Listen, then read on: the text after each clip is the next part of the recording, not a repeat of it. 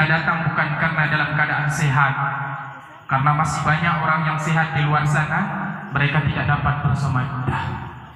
Juga malam kita datang bukan karena kita dalam keadaan punya kesempatan dan waktu luang, tetapi semua karena izin dan petunjuk Allah Subhanahu wa Ta'ala.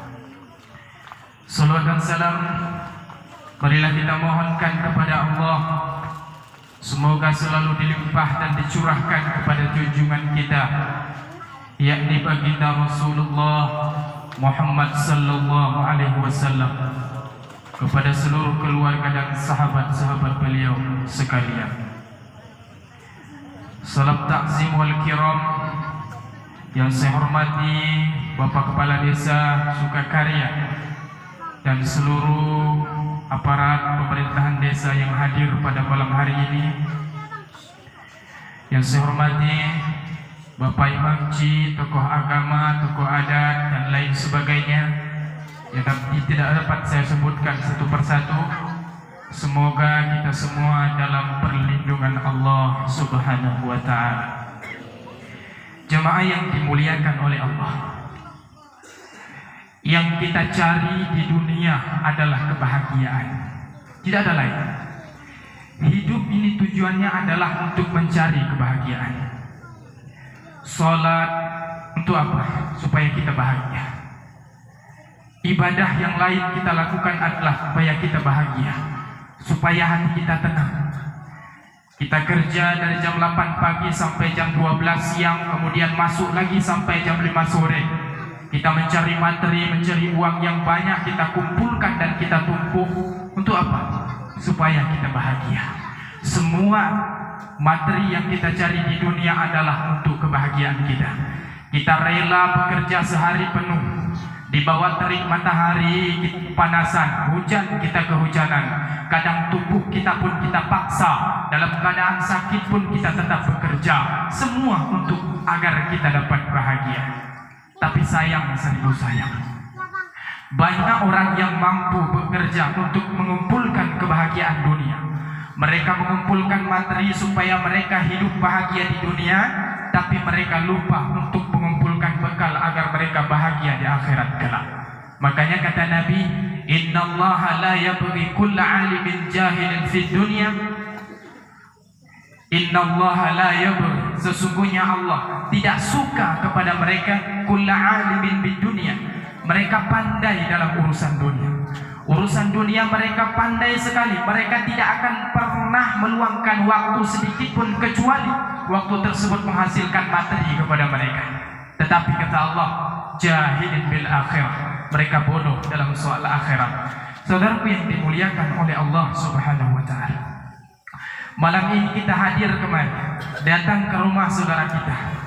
Tujuannya tidak lain tidak bukan adalah zikrul maut, untuk mengingat bahwa kematian itu pasti dan akan datang kepada siapapun, dimanapun. Mati tidak akan pernah memandang usia, mati tidak akan pernah memandang orang itu muda, tidak pernah memandang dia tua, tidak memandang kita di mana, dan tidak memandang kita siapa. Kalau namanya mati, sudah waktunya Allah kirimkan kepada kita, maka semua kita akan kembali kepada Allah. Maka pelajaran terpenting pada takziah kita pada malam hari ini, saudaraku dimuliakan oleh Allah, kata Nabi adalah kaffa bil mauti wa'idhan. Sesungguhnya kematian itu adalah cukuplah menjadi pembelajaran kepada kalian.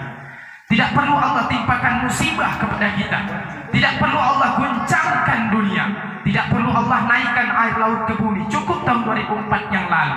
Tetapi tatkala kita melihat orang-orang yang ada di sekitar kita, yang dulunya dia gagah perkasa, orang takut dengan dia, bicara dia pun diikut oleh orang. Ketika disebut namanya orang menjadi segan, kemana-mana dia pakai pakaian kehormatan, tanda tangannya pun berlaku, dan bahkan tanda tangannya dicari-cari oleh orang.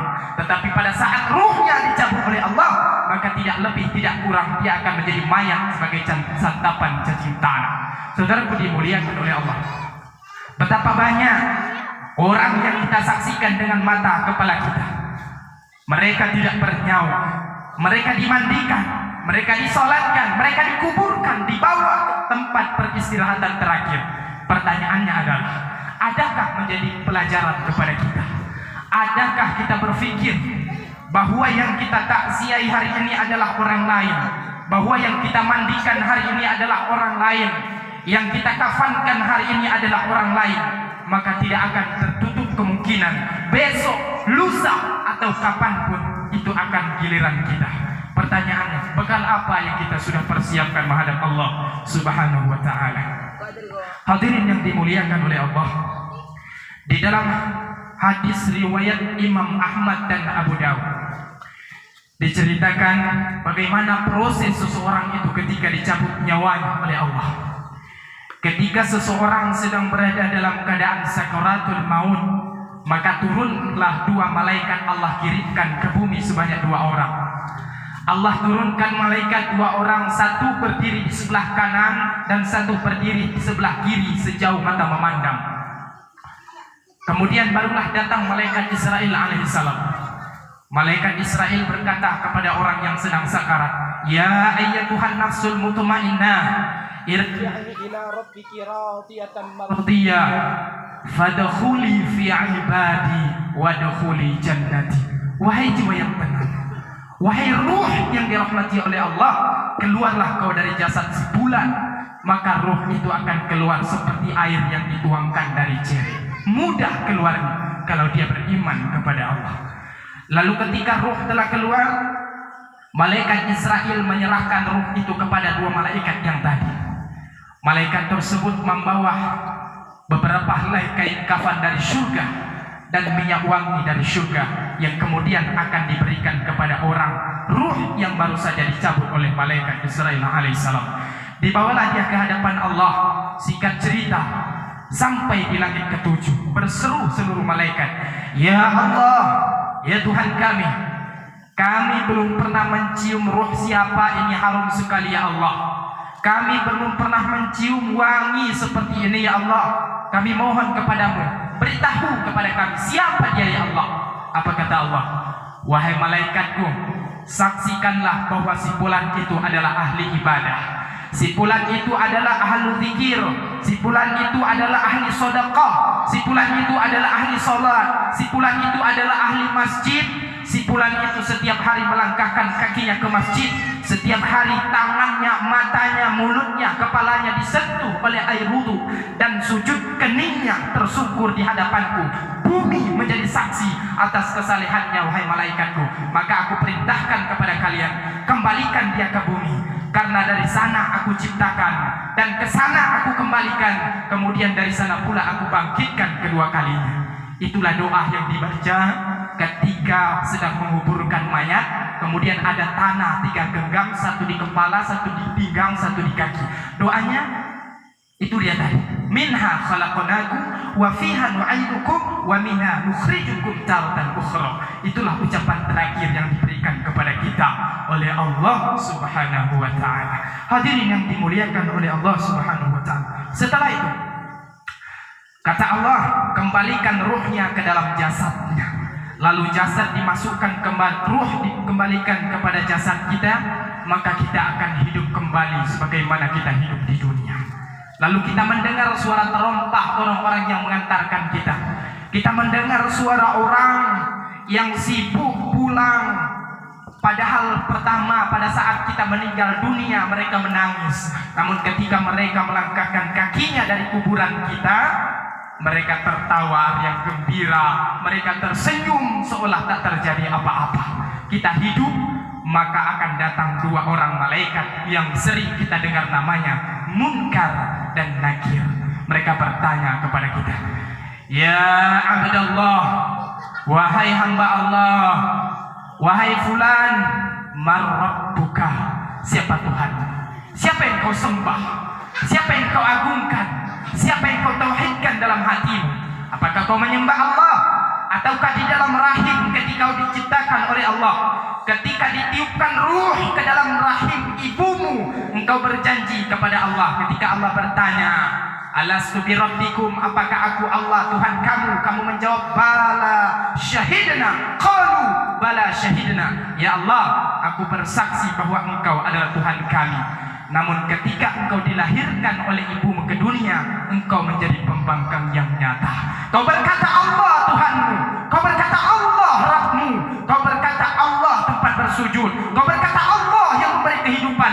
Tapi ketika engkau diberikan di dunia, engkau dihidupkan oleh Allah, diberikan harta, diberikan rumah, diberikan jabatan, tapi semua membuatmu lupa kepada Allah.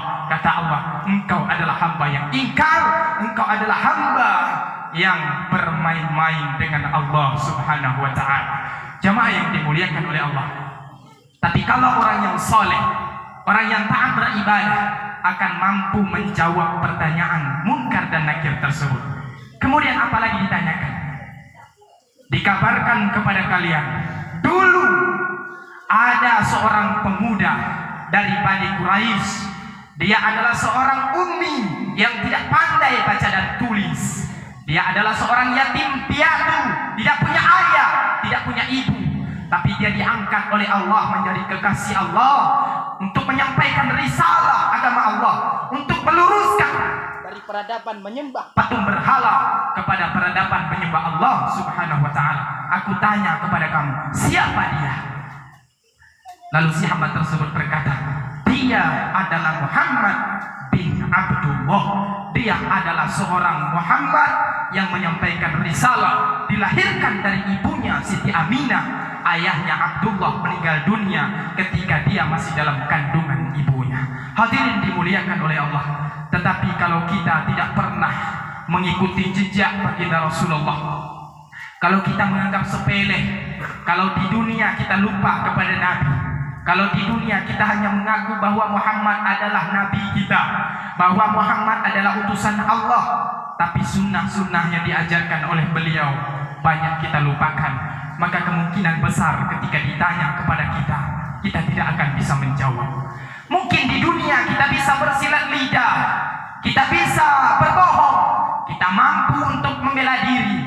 Tapi ketika itu kata Allah, al-yawma nakhtimu ala afwahihim wa tukallimuna aydihim wa tashhadu arjuluhum bima kanu yaksibun.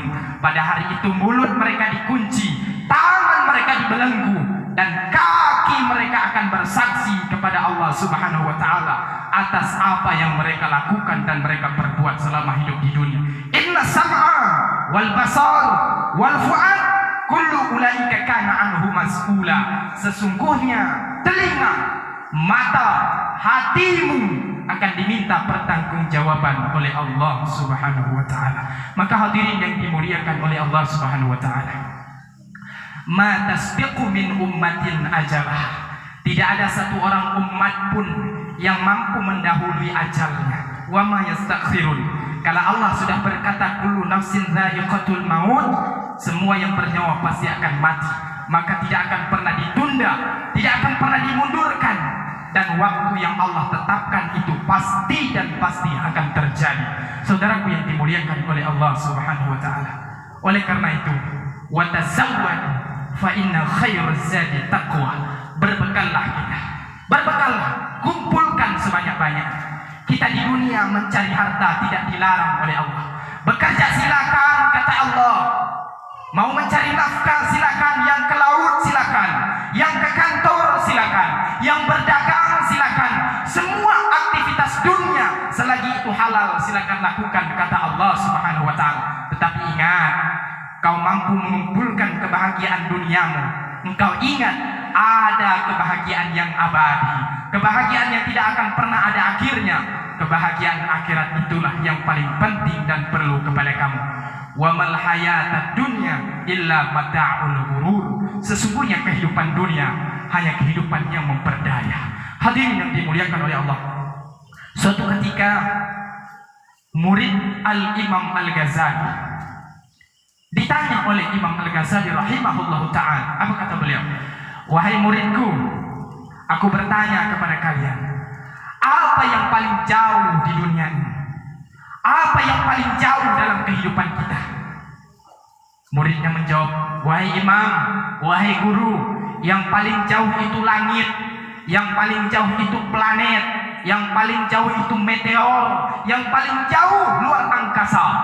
Kata Imam Al-Ghazali, betul, semua itu jauh. Tapi ada yang lebih jauh dan paling lebih jauh daripada itu. Muridnya bertanya, apa wahai Imam? Yang paling jauh itu adalah masa lalu. Masa lalumu hari ini, kehidupanmu hari ini, kesehatanmu hari ini, waktumu hari ini tidak akan pernah terulang untuk kedua kalinya. Maka kata Imam Al-Ghazali, ni'matani maghbunun, dalam hadis Nabi ada dua nikmat yang sering menipu kita manusia, yaitu nikmat waktu luang, nikmat waktu kesempatan yang Allah berikan kepada kita. Maka waktu kita hari ini, kita yang muda, kita anak muda, jangan lalai dengan judi online, jangan lalai dengan game, jangan lalai kita duduk di warung kopi. Pemuda adalah harapan bangsa. Hari ini hadirin dimuliakan Allah, saya banyak bicara pemuda. Kenapa? Walaupun saya sudah menikah, tapi saya masih muda. Sering saya sampaikan, wahai para pemuda, wahai generasi umat Islam, bangsa ini diamanahkan kepada kita. Generasi Islam tidak perlu dibom. Negara kita tidak perlu lagi diserang dengan senjata. Mereka tidak mampu. Tetapi untuk menghancurkan kita adalah mereka jauhkan kita dari agama kita. Dilalaikan kita dengan game online, dilalaikan kita dengan berbagai macam bentuk permainan, sehingga kita duduk di warung kopi dari jam 8 sampai jam 12 malam kita mampu, tapi untuk bangun salat subuh cuma 5 menit kita tidak mampu. Hadirin dimuliakan Allah Subhanahu wa taala. Lalu apa kita jadikan? Hamba siapa kita sebenarnya? Hamba Allah atau hamba syaitan? Hamba Allah atau hamba dunia? Hamba Allah atau hamba harta? Hadirin dimuliakan oleh Allah Subhanahu wa taala. Maka kata Imam Al-Ghazali, manfaatkan betul waktu muda kita hari ini. Manfaatkan betul waktu yang Allah berikan kepada kita. Lalu pertanyaan kedua Imam Al-Ghazali kepada muridnya, wahai muridku, apa yang paling dekat dengan kita? Muridnya menjawab, wahai Imam, yang paling dekat dengan kita adalah ibu kita. Yang paling dekat dengan kita adalah istri kita, wahai Imam, anak kita. Kata Imam Al-Ghazali, betul, semua itu memang dekat dengan kita, tapi ada yang lebih dekat dari itu. Apa wahai Imam? Yang paling dekat dengan kita adalah kematian. Dimanapun kita, dia ada. Kemanapun kita, dia ada. Siapapun kita, dia ada. Ainama takunu yudrikumul maut walau kuntum fi burujin musyayyadah. Yang namanya kematian, dia pasti akan mengintai kamu meskipun kamu berada di suatu benteng yang teguh, tidak akan mampu untuk menghalanginya. Hadirin saudaraku yang dimuliakan oleh Allah Subhanahu wa taala. Maka oleh sebab itu, nasihat kematian ini sesungguhnya menjadi pelajaran kepada kita. Ada di antara kita yang sudah berumur 40 tahun, 30 tahun, 50 tahun, 60 tahun bahkan lebih. Pertanyakan kepada kita, apa yang sudah aku persembahkan kepada Allah? Bekal apa yang akan kubawa nanti ke kubur? Bekal apa nanti yang kubawa ketika jasadku terbaring tak berdaya, dibalut dengan kain kafan, lalu aku dimasukkan ke dalam liang lahat ditimbun dengan tanah. Seorang diri, tak ada setitik pun cahaya di dalam. Tidak ada teman kita di dunia, banyak teman tertawa kita. Di dunia kita banyak sanak saudara. Seorang suami berkasih sayang dengan istrinya semasa hidup di dunia. Suami berkata kepada istrinya, adik aku sayang kamu, wahai adik kaulah bulan kaulah bintang. Seorang istri juga berkata kepada suaminya, wahai abang aku sayang abang selama-lamanya. Tapi sesayang apapun, secinta apapun seorang suami kepada istri, seorang istri kepada suami, seorang anak kepada ayah, seorang ayah kepada anak, pasti tidak akan rela masuk bersama-sama di dalam kubur. Hadirin dimuliakan Allah Subhanahu wa taala. Maka oleh sebab itu, kita sendiri tatkala itu kita akan menyesal. Kita akan merasa bahwa kita adalah orang yang rugi. Oleh karena itu kata Imam Ali bin Abi Thalib, adalah an-nasu niyamun walamma mata intabahu. Sesungguhnya manusia ini tertidur. Mereka mengira mereka bangun. Mereka mengira mereka sedang dalam keadaan sadar. Padahal sesungguhnya mereka sedang dalam keadaan tidur, barulah mereka akan terbangun tatkala jasad mereka itu diletakkan di dalam liang lahat. Disitulah mereka terbangun dan berkata kepada Allah, "Ya Allah, bangkitkan aku kembali ya Allah. Ya Allah, hidupkan aku kembali ya Allah. Aku meminta kepadamu ya Allah.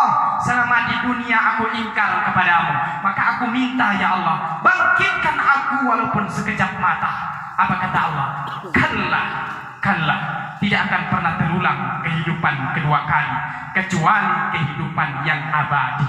Kehidupan tidak menghitung pahala dan dosa, tetapi di sana kita akan mempertanggungjawabkan semua apa yang telah kita lakukan. Saudaraku yang dimuliakan oleh Allah Subhanahu wa taala. Kata imam dalam ilmu tasawuf, seorang imam ahli ilmu tasawuf, seorang sufi berkata, tidaklah jantung kita berdetak kecuali di sana ada suara Allah. Tidaklah jantung kita berdetak kecuali jantung kita berbunyi Allah, Allah, Allah. Tidak ada darah yang mengalir di dalam tubuh kita kecuali aliran darah itu berbunyi Allah, Allah, Allah. Tidak ada nafas yang kita hirup dan tidak ada nafas yang kita keluarkan. Udara semua punya Allah. Tidak ada suara helahan nafas kita kecuali Allah, Allah, Allah. Disitulah kita membesarkan Allah. Semua di dalam tubuh kita serahkan kepada Allah. Inna sholati wa nusuki wa mahyaya wa mamati lillahi rabbil alamin. Sesungguhnya hidupku, matiku, ibadahku semua kuserahkan kepada Allah Subhanahu wa taala. Di dunia kita tidak ada yang hebat, semua kita sama. Di dunia kita tidak ada yang lebih hebat daripada orang lain. Semua kedudukan kita sama. Meskipun kita mengira mungkin kita berbeda dengan orang lain. Sering kita merasa bahwa kita lebih banyak harta kita daripada orang, bahwa kita lebih tinggi jabatan kita dari orang, bahwa kita lebih hebat dari orang, nama kita lebih dikenal oleh orang. Tetapi hadirin dimuliakan oleh Allah, hakikatnya semua kita sama. Kenapa? Karena yang membedakan kita adalah atqakum, ketakwaan kita kepada Allah Subhanahu wa taala. Seberapa besar kita takwa kepada Allah, seberapa besar kita takut kepada Allah, seberapa besar kekhawatiran kita terhadap kehidupan akhirat yang nanti kita semua akan diadili oleh Allah Subhanahu wa taala. Maka hadirin yang dimuliakan oleh Allah, kesempatan takziah pada malam hari ini harus bermakna kepada kita, harus berarti. Karena sesungguhnya takziah kita tidak akan pernah bermanfaat apa-apa kalau tidak ada perubahan dalam diri kita. Jadikan ibadah sampai di rumah kita merenung, ya Allah, hari ini aku takziah ke rumah saudaraku. Tidak tertutup kemungkinan besok mungkin aku yang akan ditaksiahi. Merenung kita. Kenapa?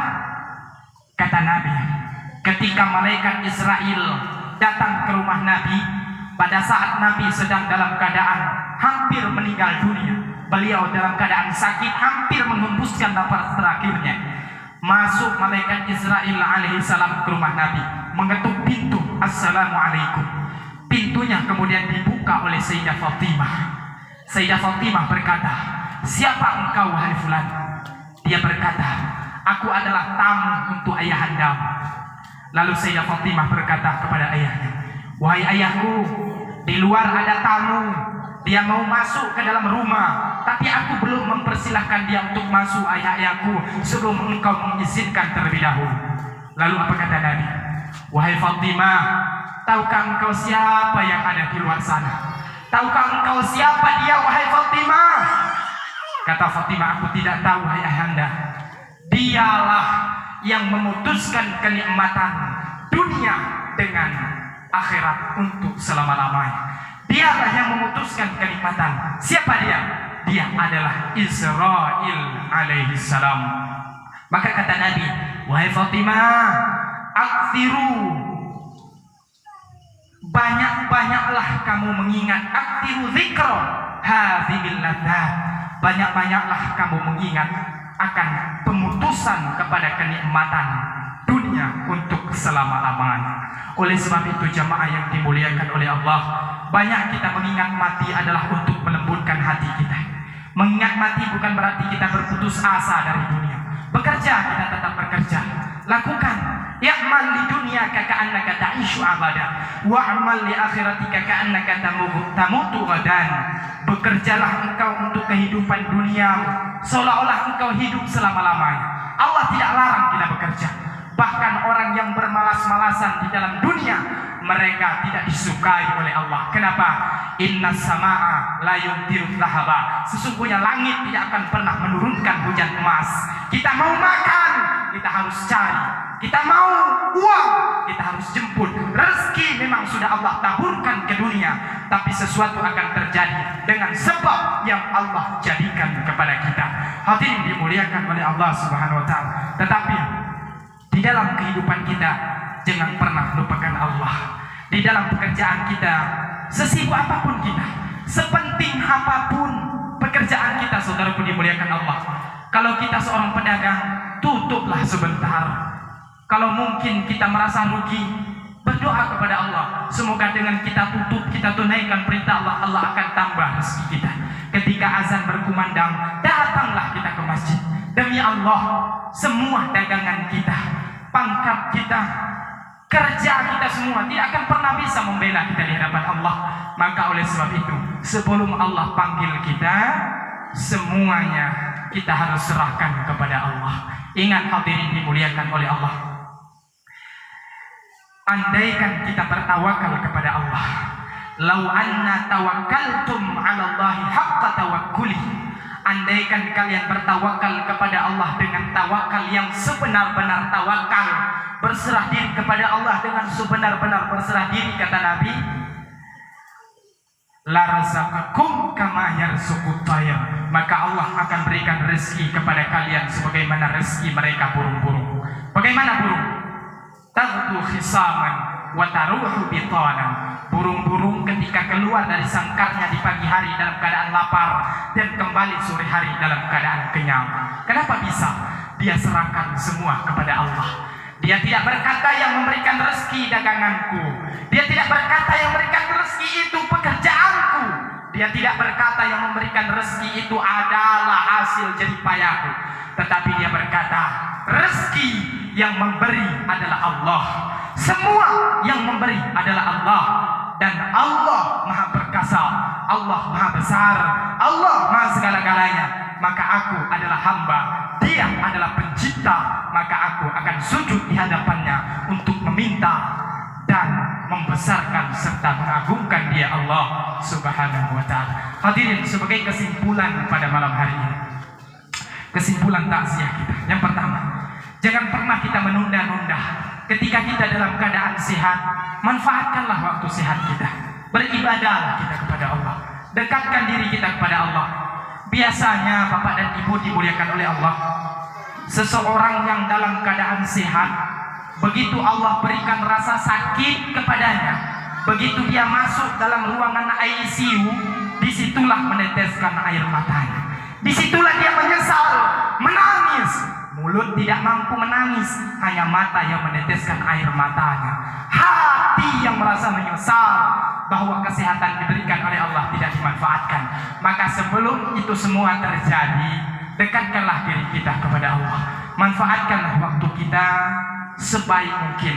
Bekerja dan beribadah harus kita seimbangkan antara dunia dan akhirat. Bahkan kita harus buru akhirat. Kata Imam Ibnu Taimiyah, dunia itu seperti bayangan. Bagaimana bayangan? Bayangan itu tidak akan pernah dapat kita kejar.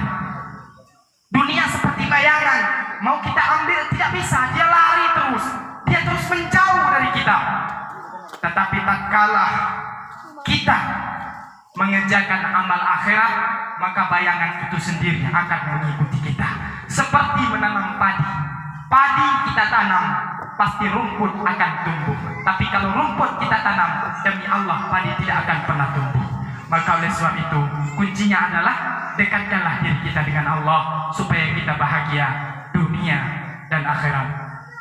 Kemudian yang kedua adalah Sering-seringlah kita mengingat kematian supaya melembutkan hati kita, menjauhkan kita dari perbuatan dosa. Pada saat kita hendak bermaksiat kepada Allah, ingat bahwa aku akan mati. Pada saat kita meninggalkan sholat dengan gampangnya, ingat bahwa aku akan mati. Ketika kita hendak menyakiti hati orang, bahwa aku akan mati. Ketika kita mengambil hak orang lain, ketika kita mencuri, ketika kita mengambil sesuatu yang bukan hak kita, ingat bahwa suatu saat kita akan mati, dan itu akan diminta pertanggungjawaban dari Allah SWT. Semoga tausiah singkat pada malam hari ini bermanfaat kepada saya dan kita semua. Segala yang benar itu datangnya dari Allah, dan kita jadikan ibrah, mau'izah hasanah kepada kita, terutama kepada saya dan kita semua.